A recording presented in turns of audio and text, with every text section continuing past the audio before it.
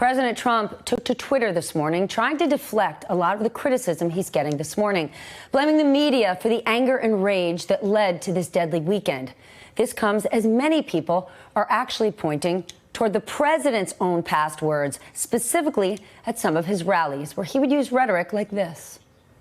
The country puts the name in the basket, and you pick people out of the lottery. Well, let's see, this one's a murderer. This one robbed 4 banks. This one, I better not say. This one, another murderer. Ladies and gentlemen, another murderer. Think of this. Do you think they're going to put their great citizens? They have great citizens. They have great people like we have great people. Do you think those people are going into a lottery? No. This is an invasion. When you see these caravans starting out with 20,000 people, that's an invasion. I was badly criticized for using the word invasion. It's an invasion. But how do you stop these people? You can't. There's no... That's only in the panhandle you can get away with that statement.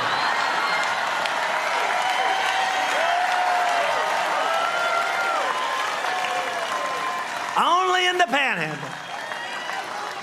So it's a tough situation, but if they change the loopholes, we'll have it perfectly. And when the wall is finished, it's going to be great. If you couldn't hear that response, that was someone in the audience saying, shoot them, to which the president said, only in the panhandle. Joining me now, Philip Rucker, White House bureau chief for The Washington Post, Amna Nawaz, national correspondent for PBS NewsHour, Chris Liu, former assistant to President Obama, Art Cullen, journalist for the Storm Lake Times in Iowa, Ron Fournier, journalist and president of communications firm Truscott Rossman, and my friend Bret Stephens, op-ed columnist for the New York Times. Mr. Rucker, I turn to you first. And this quote that really stood out to me, you wrote these words. After yet another mass slaying, the question surrounding the president is no longer whether he will respond as other presidents once did, but whether his words contributed to the carnage. Why is this so different for Trump versus past presidents? Give us a history lesson. It's different, Steph, because from the moment Donald Trump walked down the escalator at Trump Tower to launch his presidential campaign 4 years ago, anti-immigrant rhetoric, racist rhetoric has been a hallmark and feature of his campaign, of his presidency. And according to experts in the field, it has inspired the white nationalist movement. That's why the manifesto that is at the center of the investigation in El Paso borrows so much of the language that President Trump has used at his rallies, in his tweets. And Trump is unapologetic about this, but it is nonetheless a feature of his presidency. And that's why a lot of Democrats and others are saying through his words, he's culpable in this sort of carnage. It's not a bug, it's a feature. We've heard that over and over. A number of the 2020 candidates this weekend said that it's the president's comments that have fanned the flames of hatred in this country, and specifically these shootings. But Beto O'Rourke, who you rarely hear speak like this, took it a step further. Just briefly, sir, can I just ask, is there anything in your mind that the president can do now to make this any better? What do you think? You know this been saying. He's been calling Mexican immigrants rapists and criminals. I don't know, like, members of the press, what the Hold on a second. You know, it's these questions that you know the answers to. I mean, connect the dots about what he's been doing in this country. He's not tolerating racism. He's promoting racism. He's not tolerating violence. He's inciting racism and violence in this country. So, you know, I don't know what kind of question that is. Art, not Democrats or Republicans or government leaders. Do Americans see it that way? Yes, I think Americans do see it that way. At least people where I live in Storm Lake, Iowa, a small town out here on the prairie that's about half immigrant, including mainly Latino. And everybody in this town is locked down in fear of deportation, fear of being rounded up, fear of being arrested, and for no good reason. And so, yeah, it does contribute to a palpable sense of fear and I'm sure rage in other people. Rage in other people. Amna, you have been reporting on the southern border. So take us to the people there. Have you seen this hateful response to the influx of migrants firsthand? Because it's a community of migrants.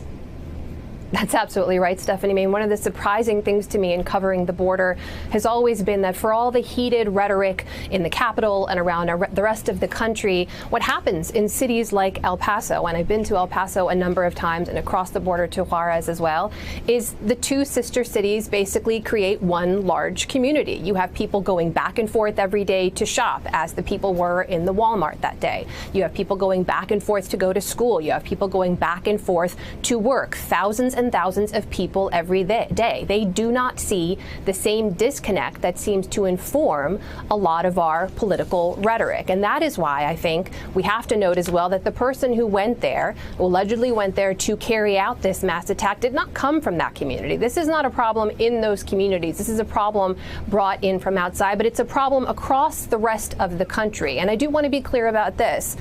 This idea of white supremacy is nothing new to this country. As we sit here today and talk, Stephanie, it is the 7-year anniversary of the white supremacist mass shooting at Oak Creek, Wisconsin, that targeted members of the Sikh community there in their temple known as a Gurdwara.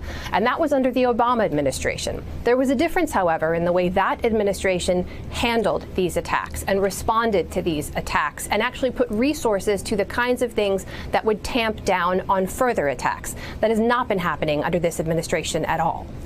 Mosques, synagogues, black churches, schools. Chris, the Washington Post reports the counties that hosted Trump rallies in 2016 saw a 226% increase in hate crimes. Is 226% evidence that words do actually matter? Stephanie, you only need to compare what's happening here in the United States with what happens in other countries. Other countries have hate groups. They have the internet for spreading hate groups. They have mental health challenges. And yes, they have video games as well. But in no other country do you see the kind of violence we have in this country. And it's not just the easy accessibility of guns. You have a president whose rhetoric is providing rocket fuel to the ideology that incites this violence. And he's providing legitimacy to the grievances of these people.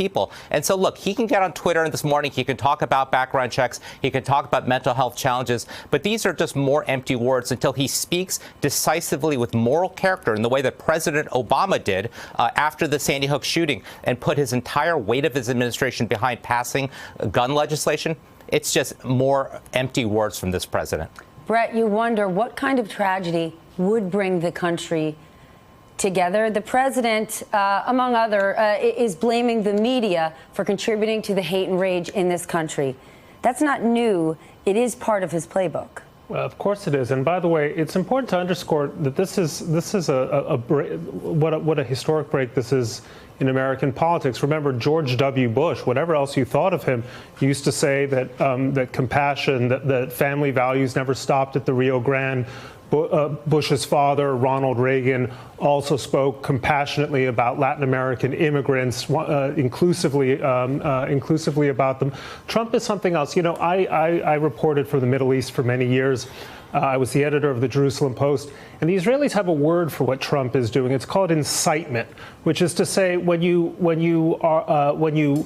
inveigh constantly, stereotypically, diabolically against an enemy, it's not a surprise that this person or that decides to take a gun in his hand and kill people. The Israelis used to accuse Yasser Arafat of incitement. And by the way, they were absolutely right about it. He laid the rhetorical groundwork, if you will, for acts of terrorism to be perpetrated against Israelis. What the president has been doing now amounts to a form of incitement. And by the way, let's connect the dots here. This is also not that different from the anti-immigrant lunatic who took a gun to the synagogue in Pittsburgh and killed 11 people because he, too, was convinced that the United States was experiencing a quote-unquote invasion from Latin American immigrants. There is a threat here, and this will happen again so long as the president continues to use the kind of immigrant bashing rhetoric that has been the hallmark of his candidacy and of his presidency from the day he walked down that escalator at Trump Tower. And Republicans are okay with that? Well, this is what's so disgraceful about it, which is the effectiveness of the demagoguery,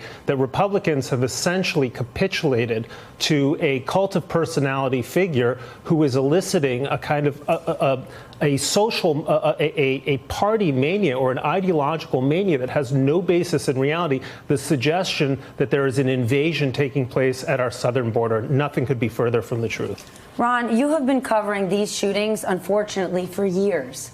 How can we have a healthy Second Amendment? Many people think gun culture is part of American culture. But can you have healthy American gun culture and at the same time sensible gun legislation?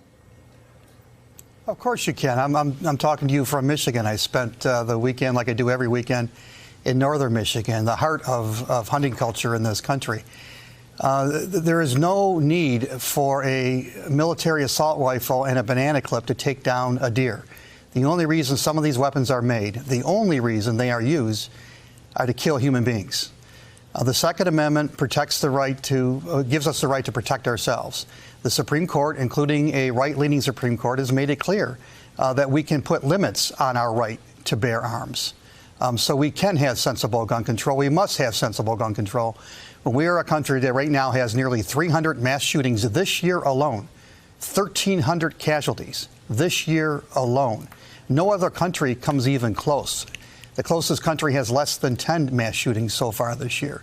So it's not just can we must have sensible gun control while we protect the Second Amendment. But haven't we said that for years? Didn't we say must after mass shooting after mass shooting? Sandy Hook was 7 years ago. Those were kindergartners. Right. Right, and the gun lobby led by the NRA, the gun manufacturers, stood in the way of efforts to try to satisfy 80 to 90% of the American public that want sensible gun control. We as a people have got to insist on better from our politicians, especially from the Republican Party, that is allowing itself to be capitulated from organizations like the NRA. This can happen. This has to happen every time we have blood in the streets, especially when it's American versus American. We have a crisis in this country of white nationalism. When you have that kind of hate coupled with guns at the ready, we can't be surprised that when we're facing this kind of epidemic of bloodshed on our streets. Art, the last time you spoke to us about the people of Ohio, you took us back of Iowa, you took us back to kitchen table issues. That's what mattered to people there most. Do these shootings, while they're not in the backyard or even in the home state of Iowa, does it affect people when it comes to how they're going to vote? Yeah, I think it does, especially given the context of the Iowa caucuses, where this has been a matter of discussion for some time. And like people in Michigan, there's a strong gun culture in Iowa, and everybody here hunts pheasants and shoots coyotes and so on and so forth. But everybody here also, 80 to 90%, as Ron stated, favor reasonable restrictions on guns, whether it's being able to buy a flak jacket. The guy in Ohio is wearing a flak jacket, a Kevlar vest. We don't need cop killer bullets. We don't need high capacity magazines. And I think almost everybody agrees on that. And I think that people are listening right now, and I think that Beto O'Rourke actually made a pretty strong call yesterday for a kind of a moral renewal in America, and I think that definitely has resonance in the Midwest.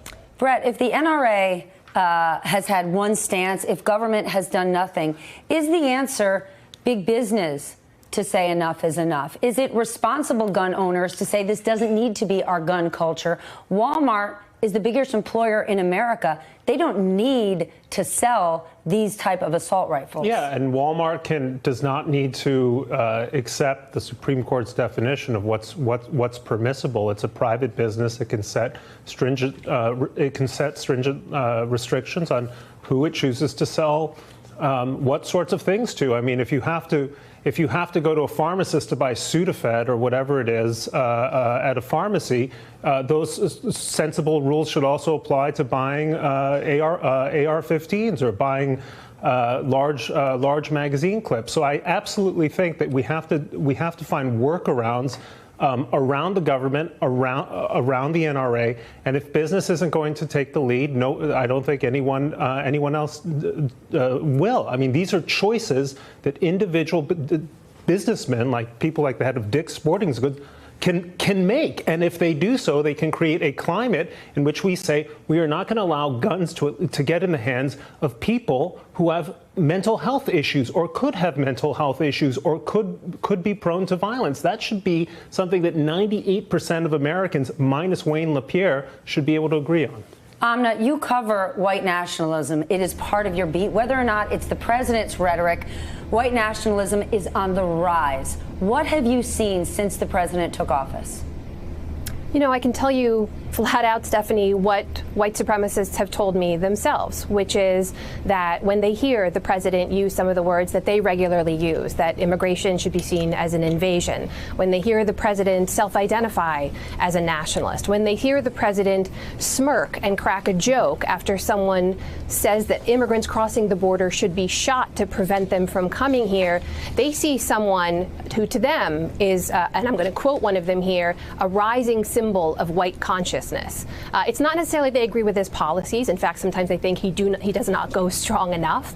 But they look at him and they see someone who reflects some of their values back to them. And what I have seen in other governments around the world when I've covered terrorism and extremism around the country is that it takes unequivocal language to stop that. Unfortunately, this president hasn't been able to deliver that. A rising symbol of white consciousness. Phil, last question to you. How do you stop white nationalists when the president's clearly speaking their language?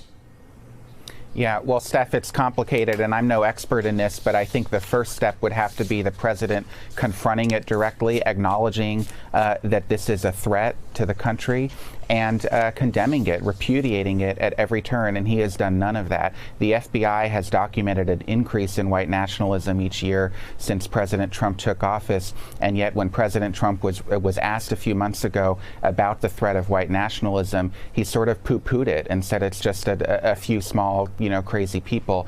He has not yet, now 48 hours after the El Paso shooting, he has not yet condemned white nationalism. We'll see if he does so directly in his remarks at 10 a.m., but it would require a real sea change in the kind of leadership that he has shown from the White House in order to confront the threat. Hey there, I'm Chris Hayes from MSNBC. Thanks for watching MSNBC on YouTube. If you want to keep up to date with the videos we're putting out, you can click subscribe just below me or click over on this list to see lots of other great videos.